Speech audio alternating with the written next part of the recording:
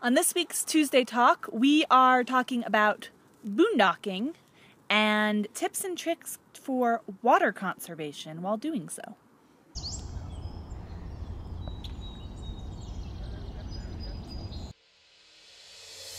So obviously water conservation is very important Well, sure. when you're off-grid. That is our limiting factor, in fact, because we have our composting toilet, we can combine our gray and black tanks, so that doesn't fill up very quickly. We have our solar, so we're good on electricity. We have our 2 giant propane tanks, so we're usually good on propane. So our fresh water is what goes the quickest. Yes, and my one and only tip, much to the chagrin of my wife, is just never shower. And then things just sort of, I don't know, work themselves out naturally. Not true.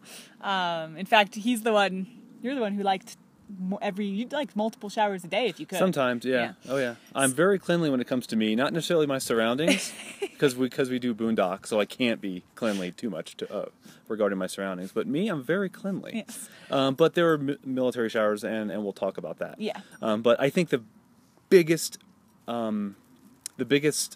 attribute, I guess, to saving water is your toilet. And our composting toilet is probably the biggest game changer. Yeah. I would say. I would say as well. For our boondocking experience. It saves a huge amount of water, and yet we're not having to go to other places to use the restroom, which some people do. So that's a huge one. I would say the next thing is probably showers. Showers or dishes, but let's talk about showers. So we do military showers, normally every other day, every third day. Depending on what we're doing. Depending on what we're doing and our access to more water. And what is a military shower? Military showers, you step in the shower, you rinse off real quick, then you turn the water off, you take your soap, you suds yourself up, wash yourself the best you can, and then you rinse the soap off again with another round of water. Yeah. And you might do that, once if you're really frugal with water, but even if you do a couple rounds, that's okay as long as the water is off while you're using the soap. That's pretty much the bottom line. Yeah. And it saves a ton of water. Mm-hmm. Now, we do not have one of the Oxygenics shower heads yet. We've heard from several people that those really help conserve water as well, because it sprays out a lot of air at high pressure, so it makes it feel like you have more water, but you're actually not using very much at all. So that's an upgrade we might do in the future. If you have one of those and you really like it, let us know, because Would you recommend it? Yeah. Other tips, Steve won't have this tip, but for women or people with hair, with quite a bit of hair, a tip is to not obviously wash your hair every day, which is actually better for your hair anyway. I've been doing that for a few years, even before we moved into the Airstream. I've been trying to stretch out the number of days between washing because it allows your scalp to naturally produce oil and everything like that. But that's a whole other side of things.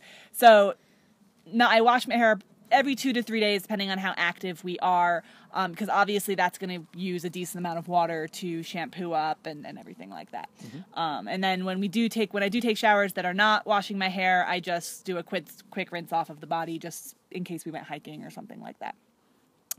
For showers, you have some time when you're waiting for your hot water, when you first turn on the shower. We don't let that water go down the drain. We will put it in our tea kettle.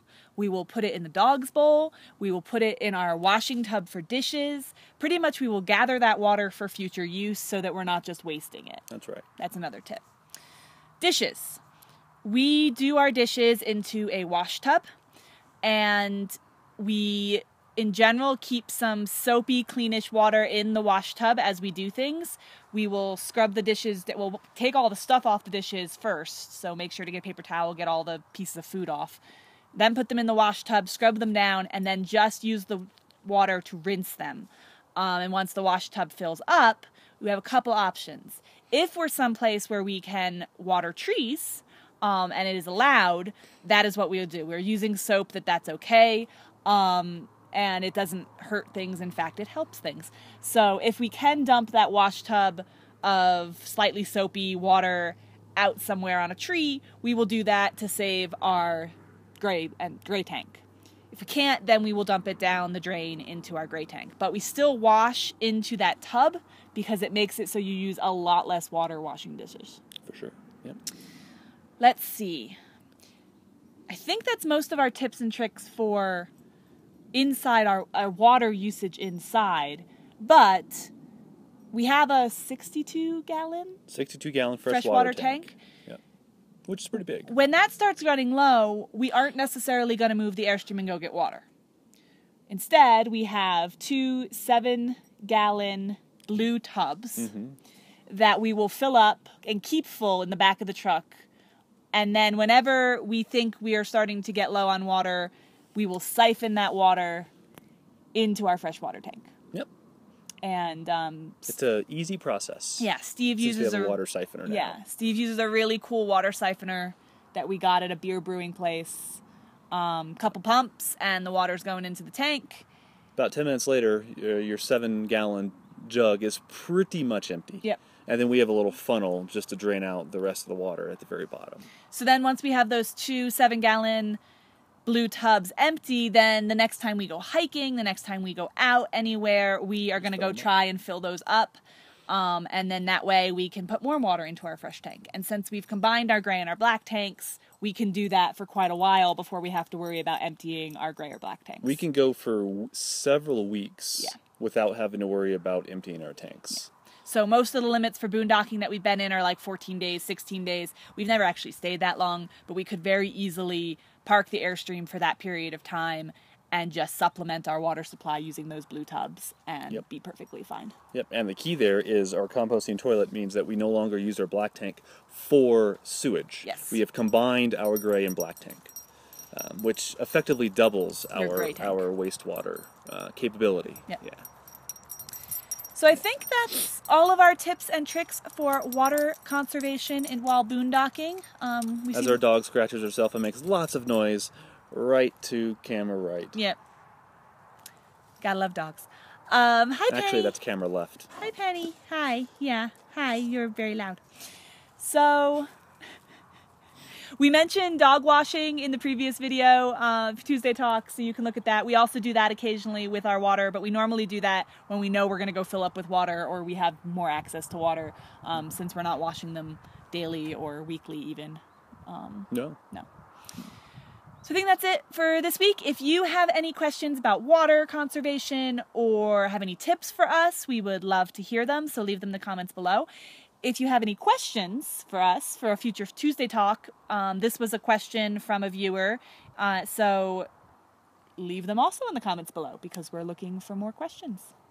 Oh, and we also have 2 1-gallon water jugs. Oh, yeah. And those are basically our emergency jugs. Yeah. We if keep for them in the whatever shower. reason something happens, we run out of water and we need water for, I don't know, whatever happens, we have 2 1-gallon milk jugs full of water, not milk, of course. In the shower. In the shower, and that's what we use if we need to. But we haven't had to do that yet. No. But we always have that. Yep. So that's always a nice little fallback if we need it. Yep. Because we like our water. Don't want to run out. Water's good people. High quality H2O. So that's it for this week, guys. We will see you next week. Yes. Comment, subscribe, like, all that good stuff. Bye. Bye.